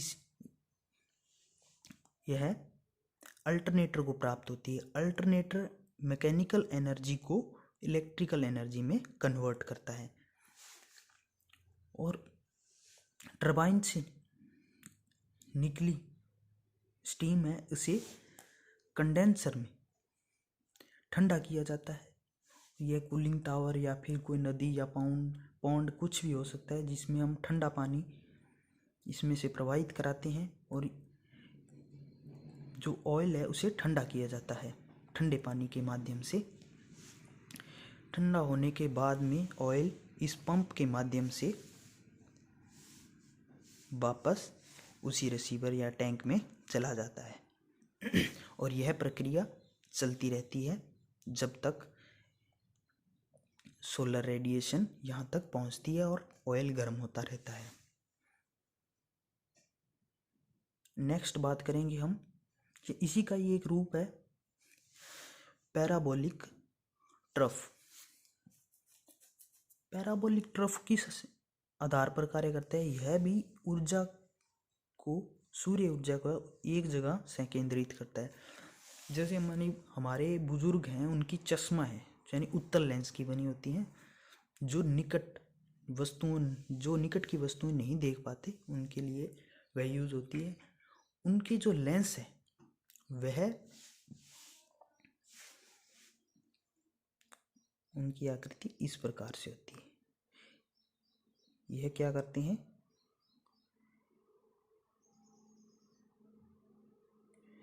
जो आने वाली किरणें हैं उनको एक जगह केंद्रित कर देते हैं। जब हम इस जगह कागज को रखेंगे कुछ देर रखेंगे तो यह क्या होगी? गर्म होगी और यह कागज जल जाएगा। क्यों जल जाएगा? क्योंकि हमने जो आने वाली किरणें हैं उनको उनकी एनर्जी को एक जगह एक बिंदु पर केंद्रित कर दिया है और एक बिंदु पर ही इतनी एनर्जी मिलने के बाद वह कागज जल जाएगा। इसी चीज का उपयोग कर क्या हुआ? इसी कंसेप्ट का यूज कर हम इस प्रकार से एक पैराबोलिक डिस्क बनाते हैं। पैराबोलिक डिस्क बनाते हैं जिसमें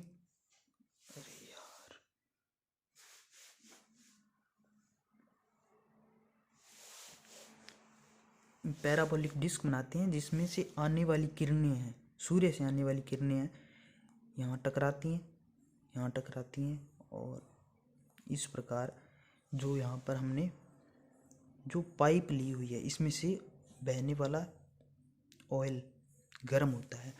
ये पाइप है जो बीच में से गुजर रही है।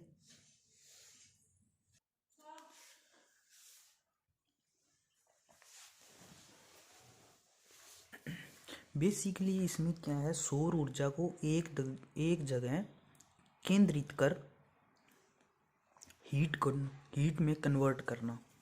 ये जो दिख रहा है आपको ये डॉट डॉट ये एक पाइप है जो यहाँ दिखाई गई है बीच में से। यह पाइप है। इस पाइप पर किरणों को केंद्रित किया जा रहा है जिससे कि जो आसपास की किरण है सौर किरण है उसको एक जगह से केंद्रित कर हीट में उस ऑयल के टेम्परेचर को बढ़ाना है और टेम्परेचर बढ़ने से ऊर्जा को संग्रहित कर वह उसे बॉयलर में जाता है। बॉयलर से टरबाइन से अल्टरनेटर के द्वारा बिजली उत्पन्न होती है। फिर इसे वापस ठंडा किया जाता है पंप के माध्यम से वापस इसे फ्लो इस पैराबोलिक ट्रफ के माध्यम से फ्लो करवाया जाता है और यह स्ट्रक्चर बहुत लंबी बनाई जाती है जहाँ तक ये पाइप होती है। यहाँ से मतलब इसकी लंबाई काफ़ी अधिक होती है जिससे कि बड़े स्तर पर और विद्युत उत्पादन किया जाता है।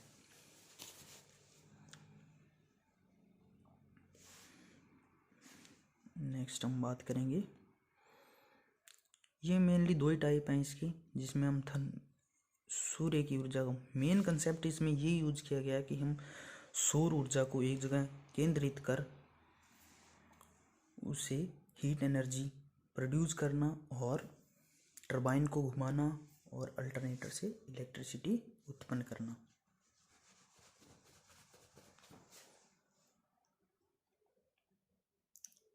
नेक्स्ट हम बात करेंगे ओशियन एनर्जी।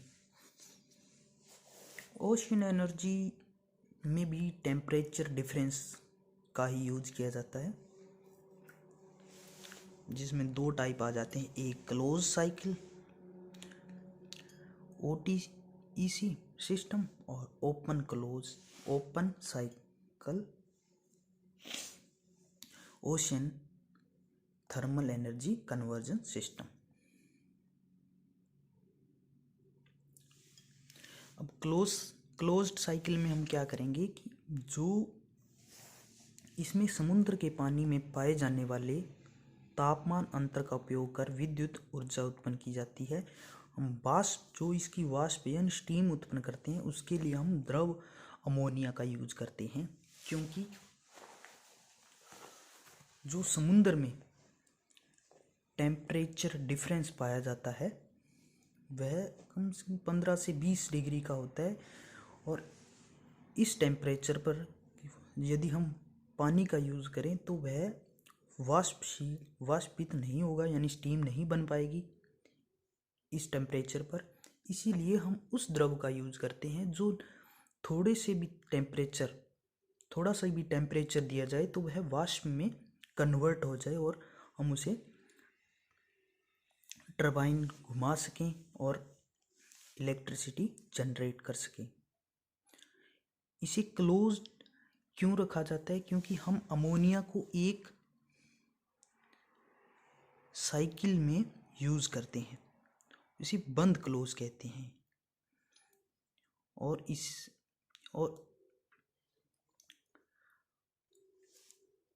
यहाँ हम देख सकते हैं ये समुद्र है, समुद्र की ऊपरी सतह और 0 मीटर और 500 मीटर, इस पानी के बीच में 500 मीटर तक टेम्परेचर डिफरेंस पाया। इनका टेम्परेचर होता है 24 डिग्री से 28 डिग्री।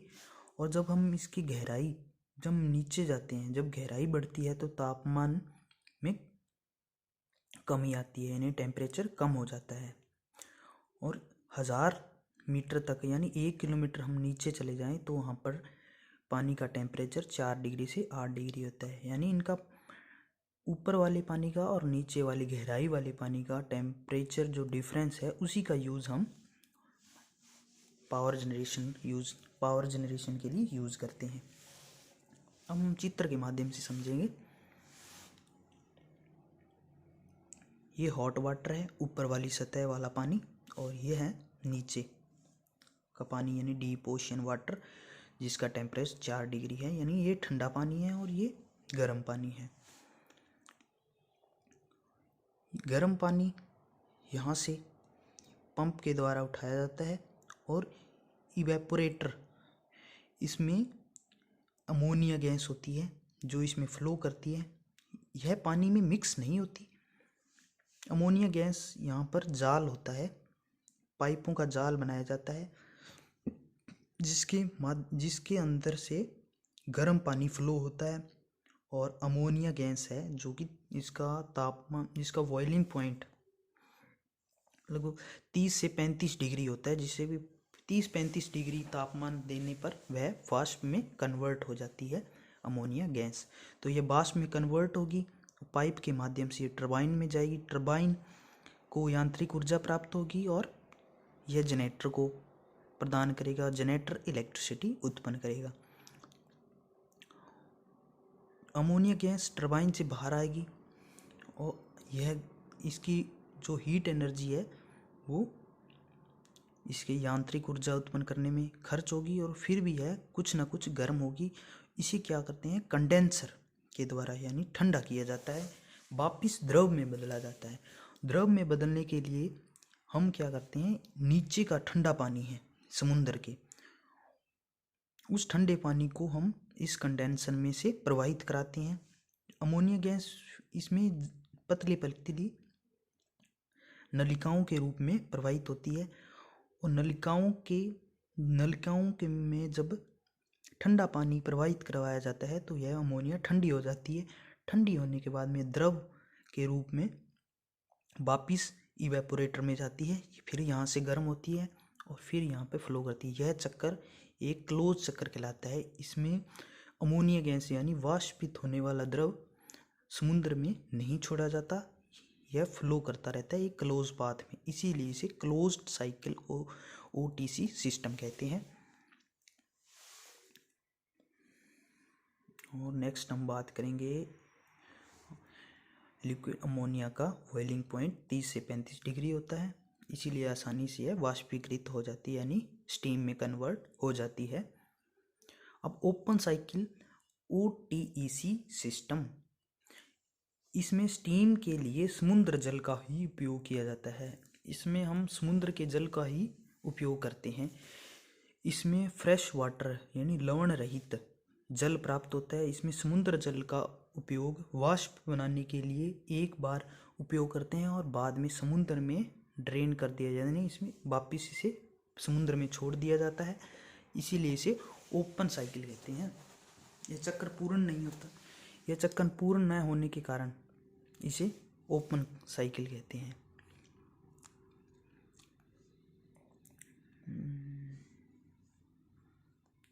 इसका हम देखते हैं open cycle OTEC system diagram. इसमें गर्म वाटर को उठाया जाता है समुद्र की सतह से पंप के माध्यम से और इवेपोरेटर में भेजा जाता है।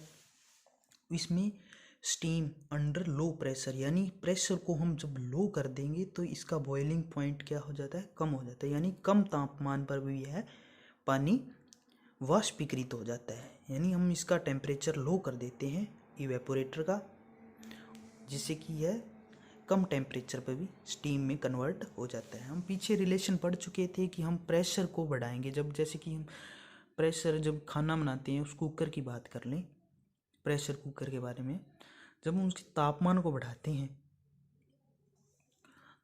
तो उसका खाना जल्दी बनने का कारण होता है कि उसके जो क्वथनांक है,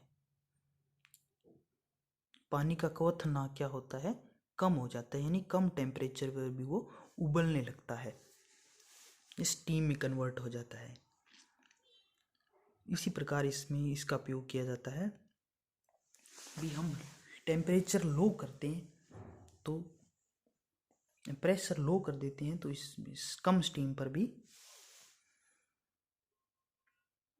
स्टीम में कन्वर्ट हो जाता है।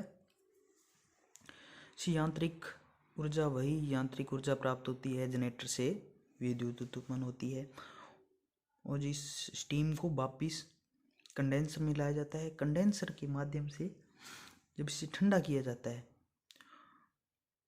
तो इसमें फ्रेश वाटर रिलीज होता है, क्योंकि जब पानी को गर्म किया जाता है, जो वाष्प में कन्वर्ट होते हैं तो अशुद्धियाँ नीचे रह जाती हैं, वाष्प में केवल पानी ही स्टीम बनता है और जो इसमें लवण है, जैसे नमक है, कोई भी चीज़ जो खारे जल में होती है, यूज होती है, वह वाष्पीकृत नहीं होती और वो नीचे रहती है, तले के नीचे जम जाती है और केवल पानी ही वाष्पीकृत होता है, जिससे हमें फ्रेश वाटर प्राप्त होता है जिसमें लवण की मात्रा नहीं होती।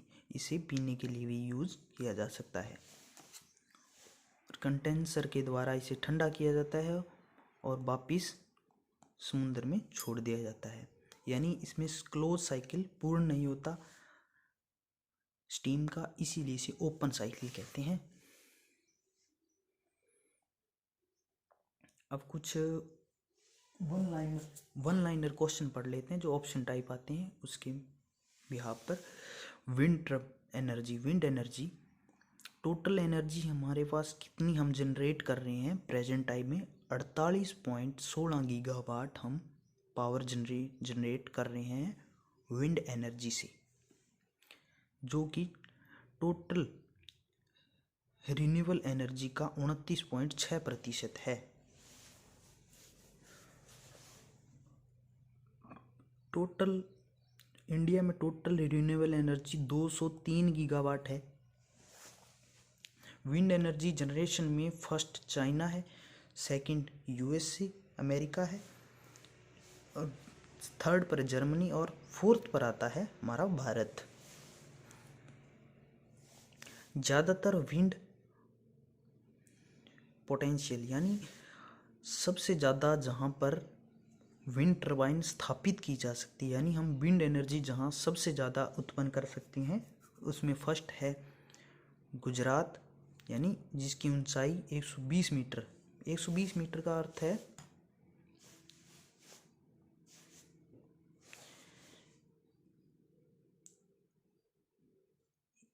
इन टावर की हाइट, यानी 120 मीटर वाली हाइट वाले जो विंड टर्बाइन है उनके आधार पर हम बात करें तो फर्स्ट है गुजरात, जिसमें सबसे अधिक विंड एनर्जी उत्पन्न की जा सकती है, और सेकंड पर है राजस्थान। यानी पोटेंशियल है इस इतना कि हम सबसे ज़्यादा कहाँ स्थापित कर सकते हैं आने वाले टाइम में, जिसमें फर्स्ट गुजरात है और सेकंड राजस्थान है।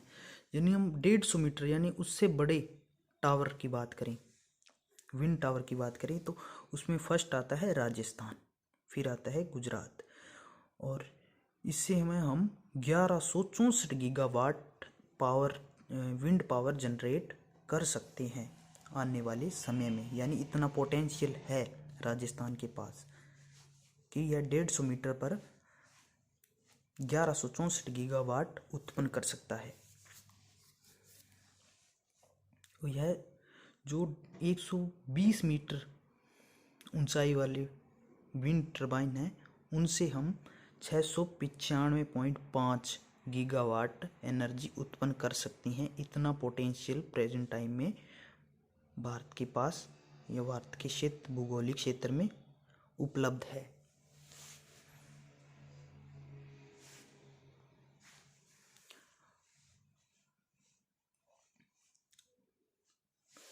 यह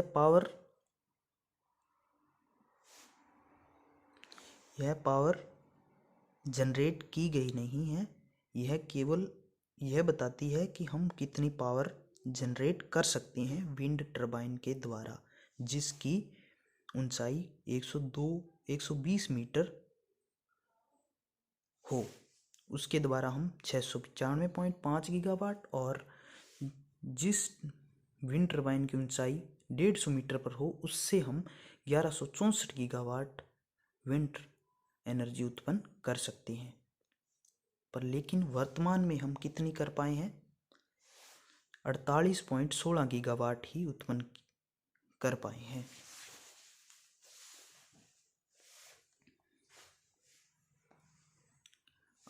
वेटेज सीमा, इसमें हम बात करें, जर्मन वैज्ञानिक ने बताया कि एनर्जी से यानी विंड एनर्जी से प्राप्त काइनेटिक एनर्जी यानी गतिज ऊर्जा जो हमें विंड से प्राप्त होती है, विंड की जो गतिज ऊर्जा है उससे जो उसकी हम अधिकतम 5.93% भाग को ही यूज कर सकते हैं टरबाइन घुमाने और विद्युत ऊर्जा उत्पादन करने में इसका यूज किया जा सकता है। केवल ये मैक्सिमम है कि हम काइनेटिक किसी भी विंड एनर्जी की काइनेटिक एनर्जी को हम 5.59.3% भाग को ही यूज कर सकते हैं, इससे अधिक हम यूज नहीं कर सकते। यह नियम यही बताता है, यह सीमा बताता है कि हम इस सीमा तक ही काइनेटिक एनर्जी का यूज कर सकते हैं विद्युत उत्पादन में। विंड एनर्जी फॉर्मूला, इससे भी ऑप्शन टाइप क्वेश्चन बनने की संभावना है। हम देख लेते हैं कि विंड काइनेटिक एनर्जी का सूत्र क्या होता है। हाफ काइनेटिक एनर्जी का सूत्र होता है हाफ mv²। यहाँ पे v वेग है और m किसी भी पार्टिकल जो मूवेबल पार्टिकल है यानी हवा के कण हैं जो उनका द्रव्यमान है। विंड एनर्जी हाफ m को हम किस प्रकार से लिख सकते हैं, घनत्व बराबर होता है द्रव्यमान बटा में आयतन m/v, यानी ये द्रव्यमान है और ये आयतन है। तो द्रव्यमान को हम किस प्रकार से लिख सकते हैं, m बराबर ρ/v। तो m के स्थान पर हम रो इंटू वी लिखेंगे। वी यहाँ पर आयतन है। आयतन बराबर क्या होता है? क्षेत्रफल इंटू लंबाई। वॉल्यूम की जगह, आयतन की जगह हमने क्षेत्रफल इंटू लंबाई का मान रख दिया। इसे रखने के बाद half rho A L V square हमें प्राप्त होता है। अब ये हमें एनर्जी प्राप्त हुई है। एनर्जी को समय के सापेक्ष अवकलन करने पर हमें शक्ति प्राप्त होती है। यानी हम जब समय, शक्ति क्या होती है?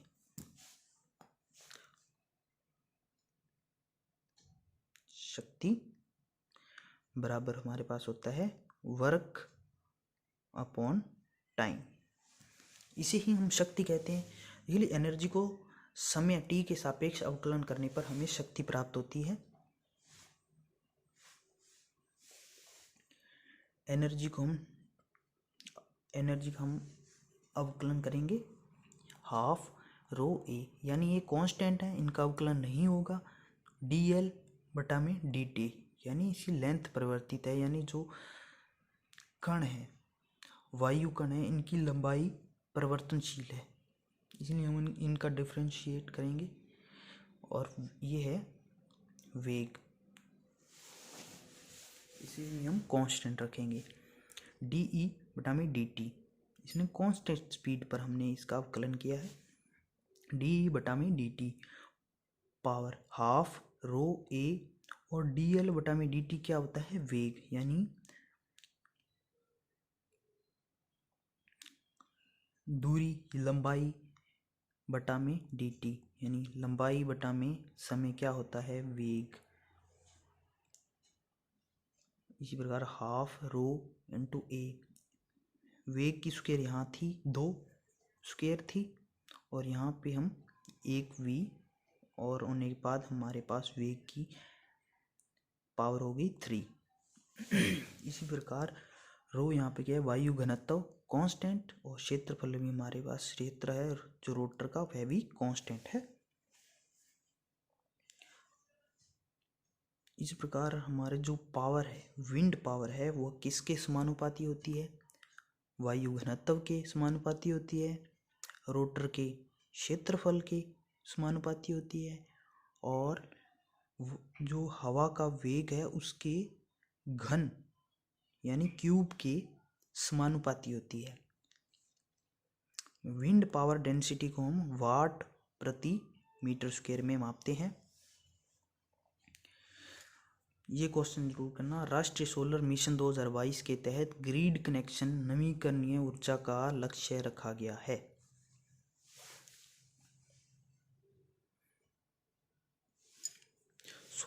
सोलर सेल की वाणिज्यिक दक्षता, इन दक्षता यानी एफिशिएंसी से 1-2 क्वेश्चन अवश्य पूछे जाते हैं। जैसे कि सोलर सेल की वाणिज्यिक दक्षता 15% होती है। पवन चक्की की दक्षता, जो हॉरिजॉन्टल एक्सिस वाले हैं, हॉरिजॉन्टल जो इस प्रकार से घूमते हैं, उनकी दक्षता होती है 30 से 45%। जो वर्टिकल एक्सिस है, सवोनियस और डेरियस टाइप के जो विंड टर्बाइन है, उनकी एफिशिएंसी कम होती है 15 से 20%। और इन जो वर्टिकल एक्सिस है, इनसे हम पावर जनरेशन अधिक मात्रा में नहीं कर सकते। और जो कमर्शियली यानी व्यावसायिक तौर पर हम जब विद्युत उत्पादन करते हैं, तो हम हॉरिजॉन्टल एक्सिस टर्बाइन का ही यूज़ करते हैं, जिसकी एफिशिएंसी भी अधिक होती है 30 से 45%। 2024 तक रिन्यूएबल एनर्जी कैपेसिटी क्या हो जाएगी? सोलर एनर्जी कितनी थी? हाँ, टोटल रिन्यूएबल एनर्जी कितनी है? 2203 गीगावाट है। अब तक जो वर्तमान तक हमारे पास रिन्यूएबल एनर्जी है वो 203 गीगावाट है, जो कि टोटल एनर्जी जनरेशन है उसका 45.27% है। जो रिन्यूएबल एनर्जी है उसका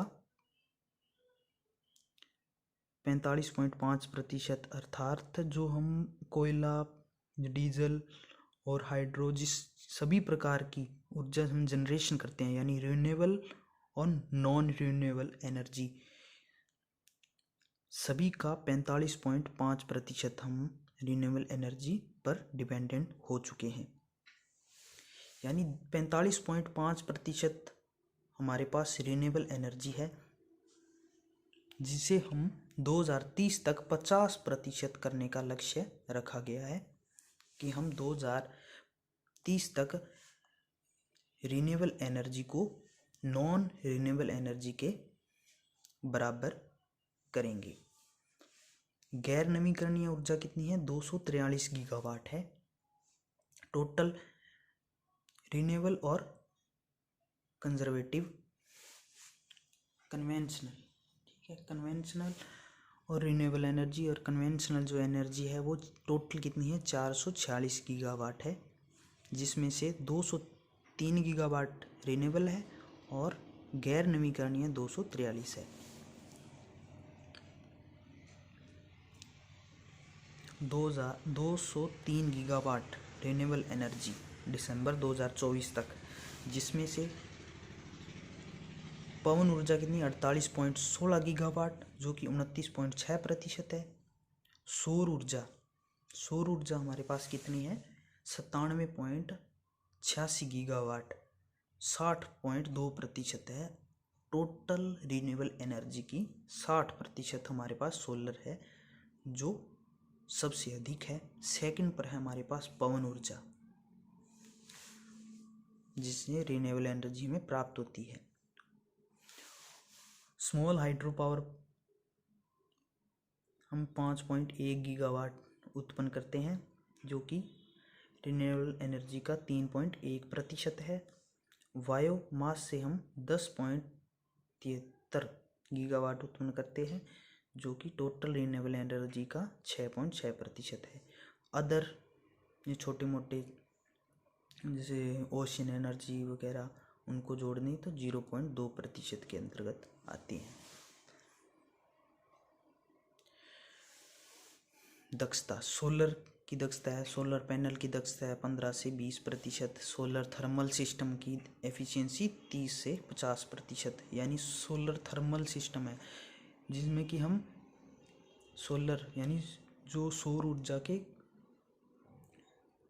हीट एनर्जी का यूज़ करते हैं, जिसमें पावर टावर और पैराबोलिक ट्रफ का यूज़ करते हैं, उसकी एफिशिएंसी 30 से 50% है। विंड एनर्जी की 30 से 45% हॉरिजॉन्टल, और हम बात कर चुके हैं वर्टिकल की 15%।